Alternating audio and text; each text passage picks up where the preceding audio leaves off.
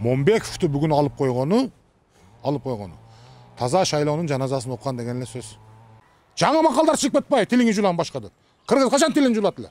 Баш кесмек бар, тил кесмек жок кыргызда. Силерге жакыныраак таласса манасты, манаса таласты биле турган элбиз.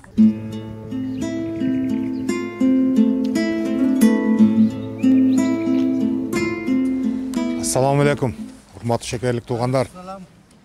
Рахмат, айтыңыз. Менин келгеним, шекерге келгеним bir программаны айтайын, же бир башка нерсени айтайын деп келгеним жок. Шекерликтерди көргөнү гана келдим. Айтылуу Айтматов чыккан, Даңазалуу Момбеков чыккан жерди кандай эл менен, кандай жерде чоңойду экен, кандай суу ичти экен, кандай элер менен жүрүшүндөй болуп, кыран болуп калды экен деп силерди көргөнү гана келдим. Ал өзүнүн проблемасы менен бүгүнкү күнү шайлоодон четтетилген жок. Кыраандыгы менен астыга чыккан күлүктөй болуп марага тез бара турганы менен ушу сиздердин карапайым калктын көйгөйүн айтам деп барып бүгүн марадан четтетилип отурат. Азыр бирөө туура айтты, туу жыгылды деп. Туу жыгылды. Туу жыгылган үчүн алайдан бул киши келип отурат. Кара Суудан мен келип отурам. Жалал Абад, Өзгөн биягы бардыгы тууну көтөрөбүз деп бүгүн аракетти башташты. Бардыгы башташты. Бул шекерликтердин сыймыгы болот. Ошол жыгылган тууну кайтып тургузабыз деп атат. Момбековду алып койгону, Рыскелди Момбековду алып койгону. Карапайым калктын эртеңки күнү бир балдарыңыздардын, небереңиздердин умтулуп ошол жерге барам деген үмүтүн өчүргөнү менен барабар болуп атат.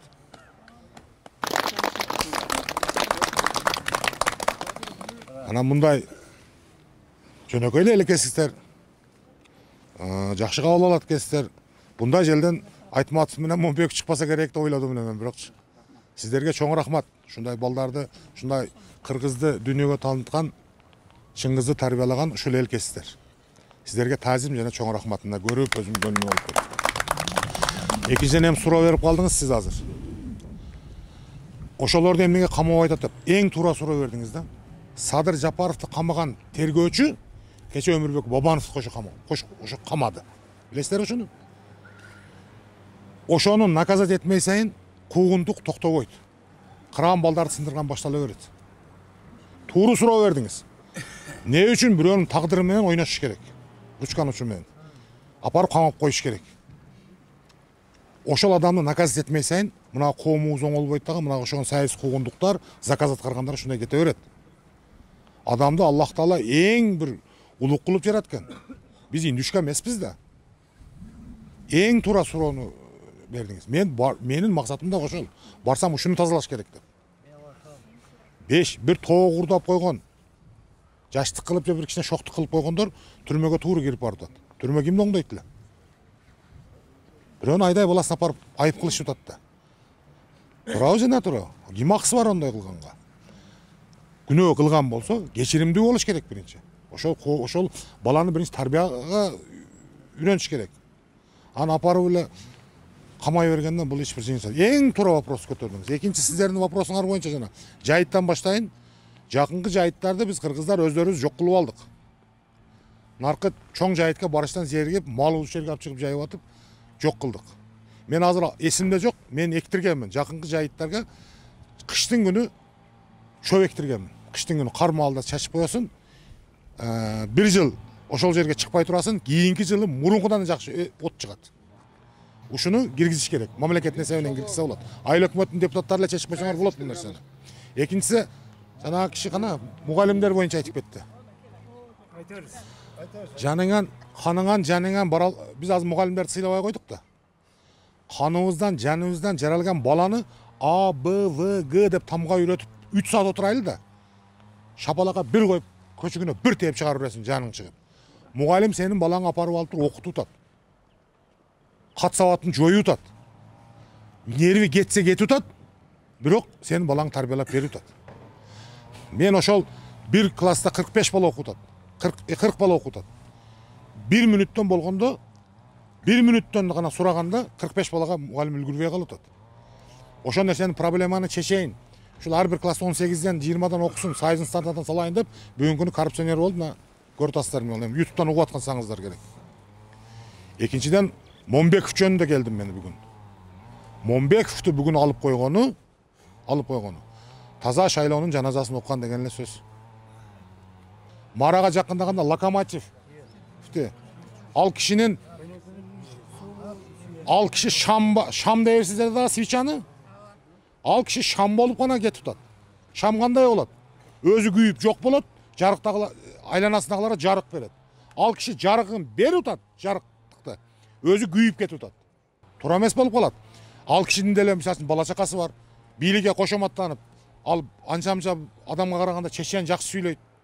Кошоматтанып деле тиричилигин кылса болот да. Жок, ушу элдин көйгөйүн айтам деп жаман көрүнүп гана жүрөт. Буну единственный кече биз 2 жумадан бери бирге жүрөбүз. 7 апрель боюнча катуу сүйлөп койду эле.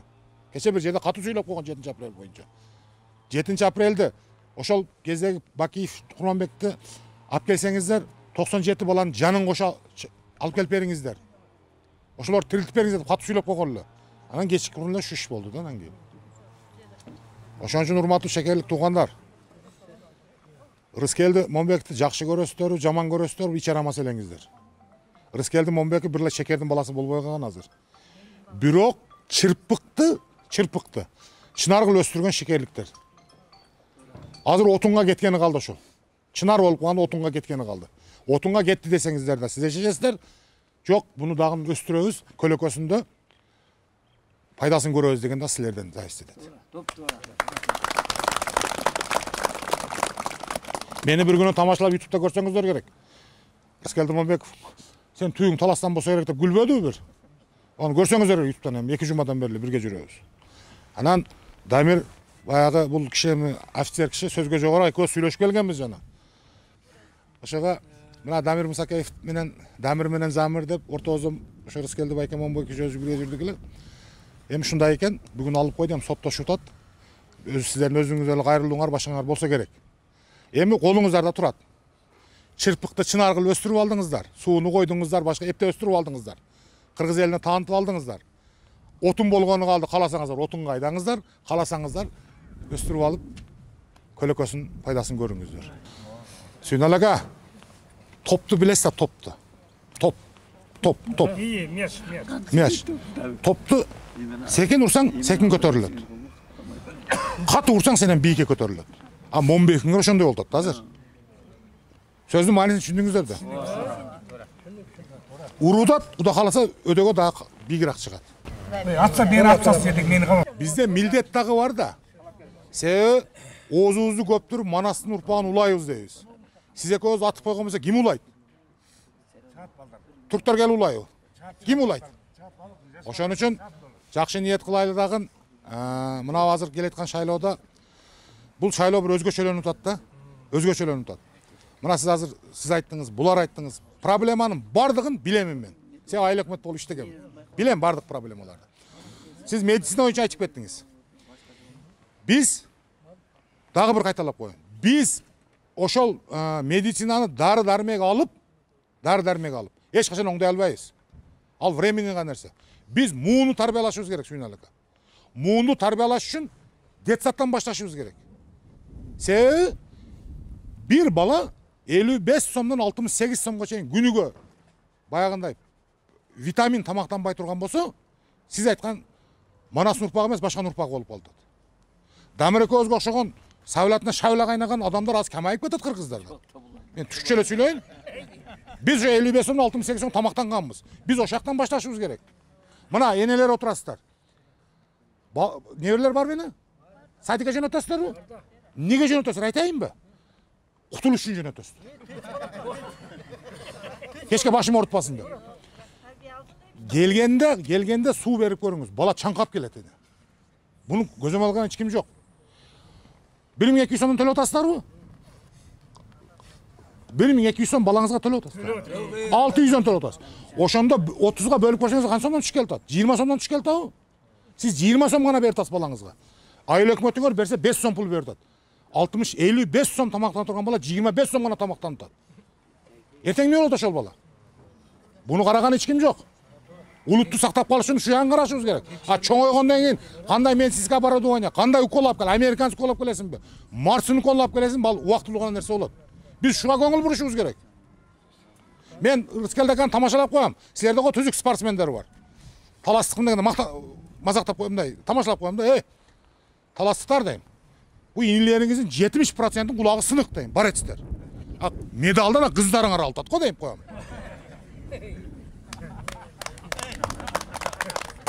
Шын ба? Шын ба? Ол неден білесіздер бі? Иттердің падышасы арыстан болса, иттер арыстанға айланып кететкен. Егер арыстандардың падышасы ит болып қалған болса, арыстандар итке айланады екен. Бұның манisi акам сөзінде. Аялы таласып болсын дегендер. Ошон үчүн азыр аялдарыбыз күчтүү болуп кетти. Шептин аял таластан болгон үчүн. Ана алдымда отурат го.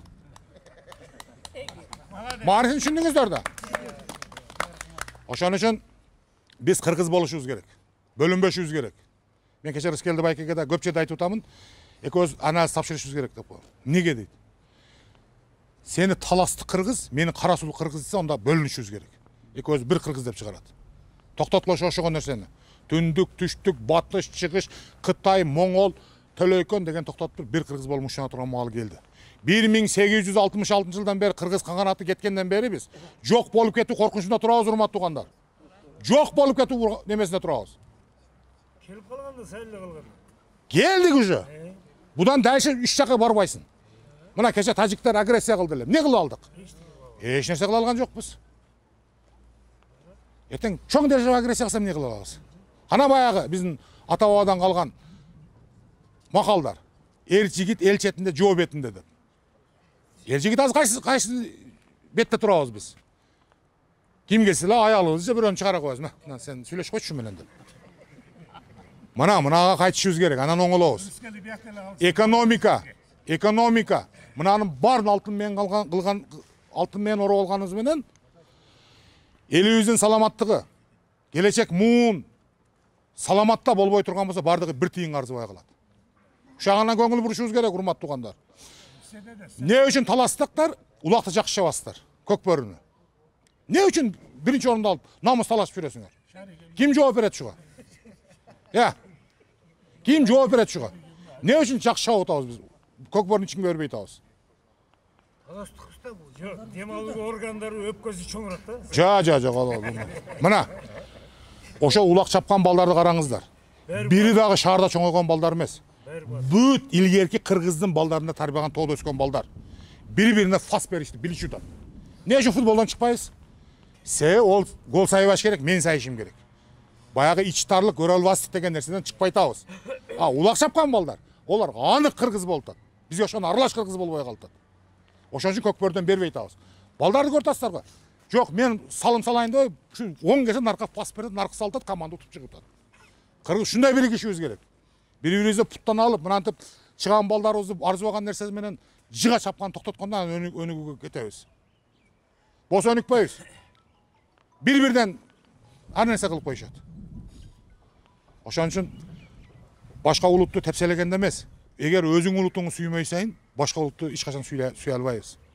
Биз кыргыздар Кыргызстандагы болуп аткан кандайдыр бир жакшылыкка, жамандыкка, эгер башка улуттун башына бир түшсө дагы биз жоопкер болобуз. Себеби бул жер Кыргызстан. Стан деген сөз майдан деген сөз. Биз өзүбүз бириники болсоң, башка бирөөнү кантип тарбияга чакырасың? Биз өзүбүздүн чыган балдарды коргой албай калган болсок, өзүбүздүн чыган балдарды бирибизге тепкен болсок, ошону деле чакырып туруп, беркелчи Рыскелди, отурчу мерге сайрабастан. Не проблема болсо, бул айтат го ошо жаны чыккандан. Айтып алса, кой, ушуларды бирге чечейли деп койсо болот эле го. Болупту, шайлдон четтетип койсун. Ал депутат болбой деле калсын. Не өзгөрүп кетет? Не өзгөрөт? Айткайсың, не өзгөрөт?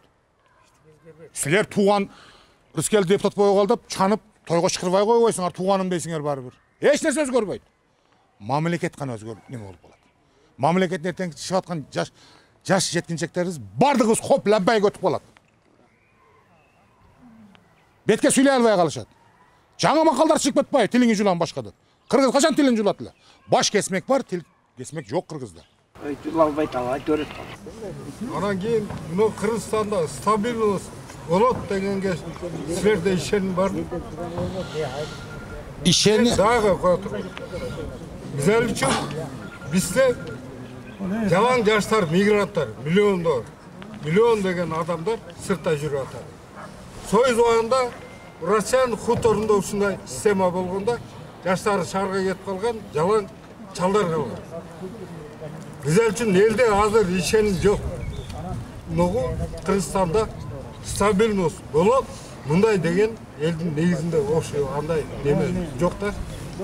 Бизер үчүн ушундай лидерлерди, ушундай жакшы немелерди талаптуу адамдар бут тозула берсе Кыргызстан өнүгө өзөбү болот. Ошол стабилдүүлүк болсун дегенге менин үмүтүм бар. Болсун, мамлекет өнүксүн деген.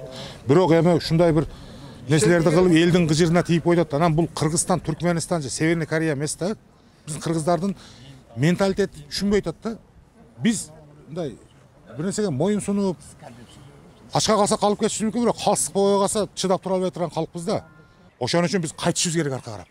Биз кыргыз болушубуз керек. Ошондо өнүгөбүз, урматтуу туугандар.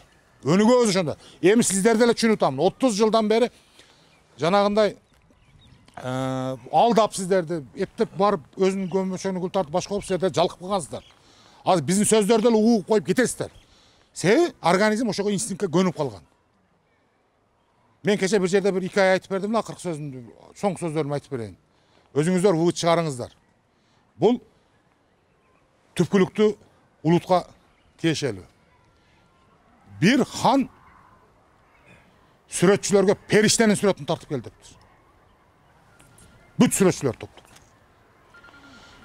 Сүрөтчүлөр тартып келеткен окшобойт, окшотпойт периштеге. Анан бир сүрөтчү кетип атса, бир келин бир жашар помпой коет го бала, ширин болуп. Шундай баланы сол күлүп турган экен. Бир тартып алайынчы шуну дептир. Десе жок, тартканга болбойт балам десе, илгери тарттырган эмес го. Хандын буйругу тартайын дептир. Сен мейл деп тарттырып тур жанагы баланы. Апарса ханга жагып берем, күлүп турган бир сервис ширин болот го. Коюп койт. Арадан 35 жыл өтүптүр. 35 жылдан кийин кайра топтоп туруп сүрөтчүлөрдү. Эми мага шайтан сүрөтүн тартып келе дептир. Эми шайтанды баарыбыз билебиз. Мүйүзү бар, кулагы ичин көргөн эмес го. Дагы тартып жөнөшөт. Болбойт, болбойт. Жанагы сүрөтчү анан дагы папкасын көтөрүп базарлап кетип атса, бомж жатыптыр. Бети башы тутулган, кийим болгон, адам катарында эмес, бомж чалчыда жатыптыр. Анан жанагы барып тур дагы, тур дептир. Көзүн ачыптыр. Турган экен эле. Тур десе, мен сага 3 күндүк арак куюп берем дептир. 20 мүнөт туруп бере аласың мага дептир. А эмне кыласың сен? Хандын буйругу, мен шайтан сүрөтүн тартып келишим керек, сен окшоп атасың ошого дептир. Деп тургузуп тартып атса, жанагынын көзүнөн жаш келип атат дейт. Ыйлап атат жанагы дейт. Бомж. Эмне ыйлап атасың десе? Эсиңдеби дептир. 35 жыл мурун мени тартып кеткен элең сен деген экен. Жанагы бала ошого айланып калган экен. Жанагы периште деп тарткан ошо экен.